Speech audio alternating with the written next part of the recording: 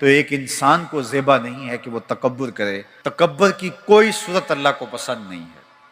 حضرت ابو بکر صدیق رضی اللہ تعالیٰ عنہ نے عرض کی یا رسول اللہ صلی اللہ علیہ وسلم، جب آقا کریم نے فرمایا ما اسفل من القعبین، جو ٹخنوں کی جگہ ازار سے تہبند سے جو ہے وہ ڈھمپ جائے تو وہ جگہ جہنم کی آگ میں جلائی جائے گی. تو عرض کی حضور میرا پیٹ بزرگ ہے جس کی وجہ سے سلوار ڈھلک کے جو تہبند ہے وہ نیچے آ جاتا ہے. تو فرمایا کہ تم اس سے بری ہو، اس لیے کہ بوجہ تکبر نہیں ہے.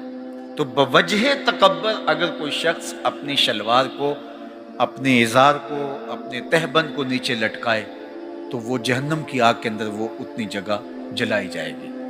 اللہ اکبر. جو اپنی شلوار کو ٹخنوں سے نیچے لٹکائے تو وہ برستی رحمتوں سے محروم کر دیا جاتا ہے.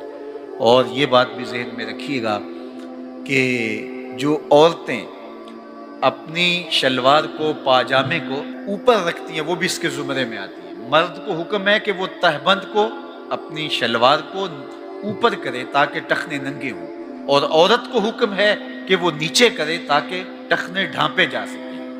عجیب فلسفہ ہے. عورت کو جو حکم دیا ہے کہ تم نیچے کرو وہ اوپر کو کھینچ رہی ہے، اور مرد کو حکم دیا ہے کہ تم اوپر کرو تو وہ نیچے کو جو ہے وہ اس کو لٹکا رہا ہے. جس طرح یہ تہیہ کر رکھا ہے کہ اللہ کے حکم کی نافرمانی کرنی ہے. تو تکبر اللہ کو کسی صورت بھی قابل قبول نہیں ہے.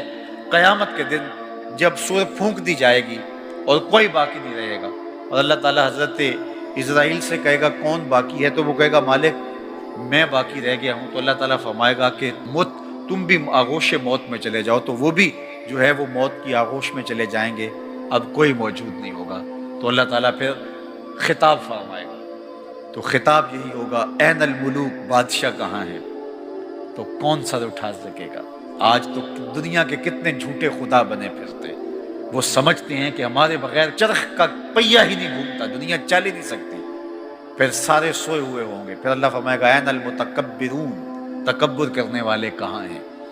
کوئی سر نہیں اٹھا سکے گا. سارے جو ہے وہ زمین کے اوپر سوئے پڑے ہوں گے، آغوش موت میں ہوں گے. پھر اللہ فرمائے گا انا الملک، میں ہی بادشاہ ہوں، کبریائی میرے لیے ہے، تکبر مجھے زیبا ہے. اللہ ارشاد فرماتا ہے کہ الکبریاء ردائی، کبریائی میری چادر ہے، جو مجھ سے میری چادر چھیننا چاہے میں اس کو آتش دوزخ میں ڈال دوں. اللہ اکبر. اللہ جل شانہ کی بارگاہ میں دعا ہے کہ اللہ ہماری زندگیوں میں تقوی کا نور پیدا کر دے، اور ہمیں اس طرح سے زندگی بسر کرنے کی توفیق دے جس طرح ہمارا رب چاہتا ہے. اس دنیا کے اوپر ہونے والا پہلا جرم، پہلا گناہ جو ہے وہ تکبر ہے. اللہ تعالیٰ نے جب حضرت آدم علیہ السلام کے لیے سجدہ کرنے کا حکم دیا فرشتوں کو، تو شیطان نے، ابلیس نے، عزازیل نے انکار کر دیا. ابا واستکبر وکان من الکافرین، اس نے انکار کیا بوجہ تکبر. اور اللہ نے کہا کہ جب میں نے تجھے حکم دیا ہے تو تو نے کیوں انکار کیا، کیوں سجدہ نہیں کیا؟ تو وہ دلیل لے کے کھڑا ہو گیا. خلقتنی من نار وخلقتہ من طین، کہ میرے مالک مجھے تو نے آگ سے پیدا کیا، اسے مٹی سے پیدا کیا. مٹی کو پھینکے تو اوپر سے نیچے آتی ہے اور آگ بھڑکتی ہے. تو کہا آگ افضل ہوئی، مٹی مفضول ہوئی، تو افضل مفضول کو سجدہ کیسے کرتا؟